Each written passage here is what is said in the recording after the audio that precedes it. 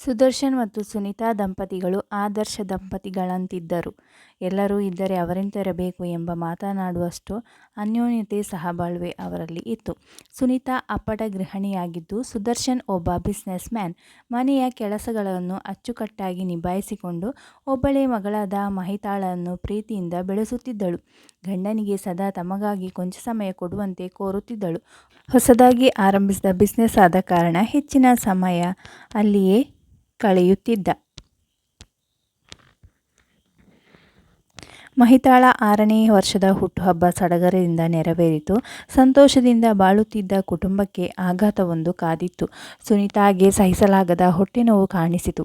ಯಾವ ರೀತಿಯ ಮನೆಮದ್ದು ಮಾಡಿದರೂ ನೋವು ಶಮನವಾಗಲಿಲ್ಲ. ಇನ್ನು ಕಡೆಗಣಿಸುವುದರಲ್ಲಿ ಅರ್ಥವಿಲ್ಲವೆಂದು ತಿಳಿದು ಸುದರ್ಶನ್ ಸುನೀತಾಳನ್ನು ಆಸ್ಪತ್ರೆಗೆ ಕರೆದುಕೊಂಡು ಹೋದಾಗ ಕಹಿ ಸತ್ಯವೊಂದನ್ನು ಡಾಕ್ಟರ್ ಹೇಳಿದರು.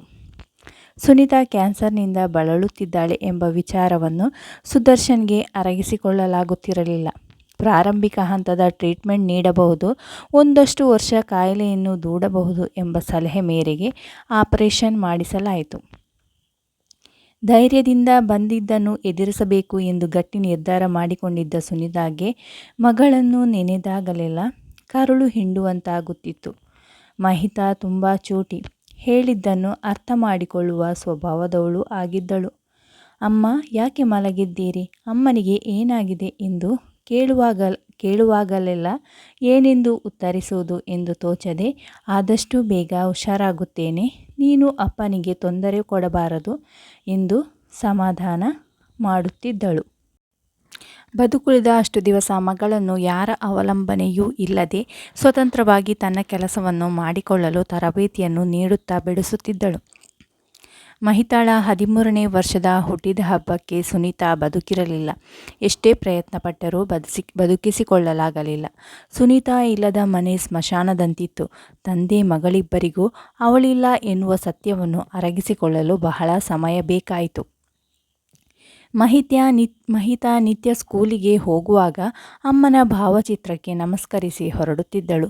ಸುನೀತಾ ಇಲ್ಲದೆ ಅದಾಗಲೇ 9 ತಿಂಗಳು ಕಳೆದಿತ್ತು.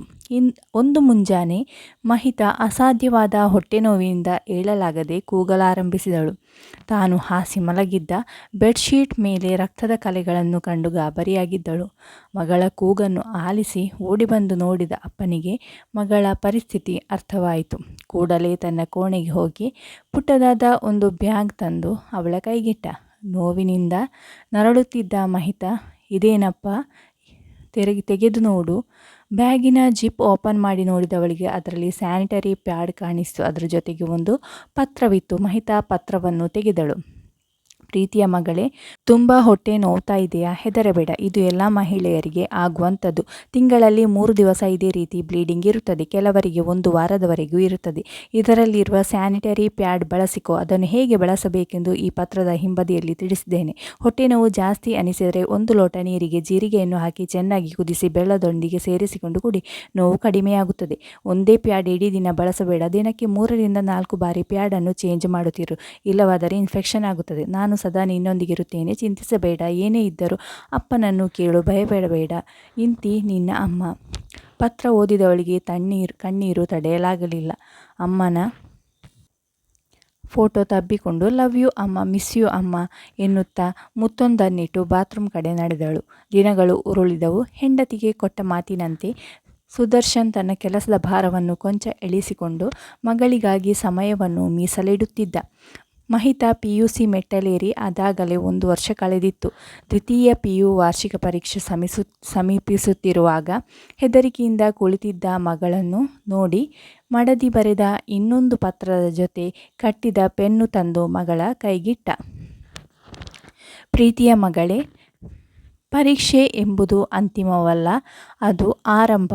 ನೀನು ಜಾಣೆ, ಓದಿದ್ದನ್ನು ನೆನಪಿನಲ್ಲಿಟ್ಟುಕೊಳ್ಳುತ್ತಿ. ಹೆದರಬೇಡ. ನೆನಪಾದಷ್ಟು ಪರೀಕ್ಷೆಯಲ್ಲಿ ಬರಿ. ಆಲ್ ದ ಬೆಸ್ಟ್ ಕಂದ. ಪತ್ರದ ಜೊತೆಗೆ ಪೆನ್ ಒಂದನ್ನು ಇಟ್ಟಿದ್ದೇನೆ. ನಿನ್ನ ಪರೀಕ್ಷೆಗಳು ಸುಲಭವಾಗಿರುತ್ತವೆ. ಧೈರ್ಯದಿಂದಿರು. ಹೇಳಿದಂತೆ ಭಾಸವಾಯಿತು. ಪರೀಕ್ಷೆಯಲ್ಲಿ ರ್ಯಾಂಕ್ ಪಡೆದಳು. ಪ್ರತಿಯೊಂದು ಹಂತದಲ್ಲಿಯೂ ಮಗಳ ಬಗ್ಗೆ ಕಾಳಜಿ ವಹಿಸಿದ್ದ ಸುನೀತಾ ಎಲ್ಲ ದಿಕ್ಕಿನಲ್ಲಿಯೂ ಪತ್ರಗಳನ್ನು ಬರೆದು ಗಂಡನ ಕೈಗೊಪ್ಪಿಸಿ ಹೋಗಿದ್ದಳು. ಪ್ರತಿ ಪತ್ರಕ್ಕೆ ಸುದರ್ಶನ್ ಸಾಕ್ಷಿಯಾಗಿದ್ದ. ಸುನೀತಾ ಮಗಳ ಬದುಕಿನಲ್ಲಿ ಜೀವಂತವಾಗಿರಲಿಲ್ಲ ಅಷ್ಟೇ, ಆದರೆ ಪತ್ರದ ಮುಖಾಂತರ ಅವಳೊಂದಿಗೆ ಬದುಕುತ್ತಿದ್ದಳು. ಅವಳ ಪತ್ರದ ಮೂಲಕ ಮಗಳೊಂದಿಗೆ ಮಾತನಾಡುತ್ತಿದ್ದಳು. ತನಗಿರುವ ಕಾಯಿಲೆಯ ವಿಚಾರ ತಿಳಿದ ದಿನದಿಂದ ಮುಂದಾಲೋಚಿಸಿ ಮಗಳ ಬದುಕಿನಲ್ಲಿ ನಡೆಯಬಹುದಾದ ಪ್ರತಿಯೊಂದು ಘಟನೆಗಳನ್ನು ಊಹಿಸುತ್ತಾ ಪ್ರತಿಯೊಂದಕ್ಕೂ ಪತ್ರಗಳನ್ನು ಬರೆದು ಗಂಡನ ಕೈಗಿಟ್ಟು ಒಂದೊಂದು ಸಮಯಕ್ಕೆ ತಕ್ಕಂತೆ ಕೊಡುವಂತೆ ಹೇಳಿದ್ದಳು. ಸುದರ್ಶನ ಕೂಡ ಅದನ್ನು ಪಾಲಿಸಿದ. ಸುನೀತಾ ಜೀವಂತವಾಗಿರಲಿಲ್ಲ, ಆದರೆ ಪತ್ರದ ಮುಖಾಂತರ ಅಮ್ಮನ ಕರ್ತವ್ಯವನ್ನು ನಿಭಾಯಿಸುತ್ತಿದ್ದಳು. ಮಹಿತಾಗೆ ಅಮ್ಮನಿಲ್ಲದ ಕೊರಗನ್ನು ಅಮ್ಮ ಬರೆದಿಟ್ಟ ಪತ್ರಗಳು ನೀಗಿಸುತ್ತಿದ್ದವು. ಸಾವು ಯಾವಾಗ ಹೇಗೆ ಬರುತ್ತದೆ ಎಂಬುದು ಯಾರಿಗೂ ಊಹಿಸಲಾಗದು. ಸಾವಿಗೆ ಹೆದರುವ ಬದಲು ಧೈರ್ಯದಿಂದ ಪರಿಸ್ಥಿತಿ ನಿಭಾಯಿಸಿ ಬದುಕುವುದು ಕಲಿಯಬೇಕು. ಸುನೀತಾಳ ಮುಂದಾಲೋಚನೆ ಮಗಳನ್ನು ಒಂಟಿಯಾಗಿಸದೆ ಧೈರ್ಯದಿಂದ ಬದುಕುವಂತೆ ಮಾಡಿತು. ಫೋನ್ ಯುಗ ಪ್ರಾರಂಭವಾಗುವ ಮುನ್ನ ಪತ್ರಗಳೇ ಎಲ್ಲ ವಿಷಯಕ್ಕೆ ರಾಯಭಾರಿಯಾಗಿ ಕೆಲಸ ಮಾಡುತ್ತಿತ್ತು. ಪತ್ರಗಳು ಮಾತನಾಡುತ್ತಿತ್ತು ಎಂದರೆ ತಪ್ಪಿಲ್ಲ. ಈ ಕಾಲದಲ್ಲಿ ಪತ್ರಗಳು ಚಾಲ್ತಿಯಲ್ಲಿಲ್ಲ. ಪತ್ರ ಬರೆಯುವುದರಿಂದ ಎದುರಿಗೆ ನಿಂತು ಮಾತನಾಡಿದ ಅನುಭವ ಪತ್ರ ಓದುವಾಗ ದೊರೆಯುತ್ತದೆ. ಅದೆಷ್ಟೇ ಅಪ್ಲಿಕೇಶನ್ಗಳು ಮೆಸೇಜ್ ಮಾಡಲೆಂದು ಬಂದರೂ ಪತ್ರ ಬರೆಯುವಾಗ ದೊರೆಯುವ ಅನುಭೂತಿ ತಂದುಕೊಡಲಾರದು. ಪತ್ರ ಬರೆದವರಿಗೆ ಅಥವಾ ಓದಿದವರಿಗೆ ಇದರ ಅನುಭವವಿದ್ದರೆ ಮುಂದಿನ ಪೀಳಿಗೆಗೆ ಅದರ ರುಚಿ ತೋರಿಸಿ. ಧನ್ಯವಾದಗಳು. ಈ ವಿಡಿಯೋ ಇಷ್ಟ ಆದರೆ ಲೈಕ್ ಮಾಡಿ, ಶೇರ್ ಮಾಡಿ, ಕಾಮೆಂಟ್ ಮಾಡಿ, ಸಬ್ಸ್ಕ್ರೈಬ್ ಮಾಡೋದನ್ನು ಮರಿಬೇಡಿ.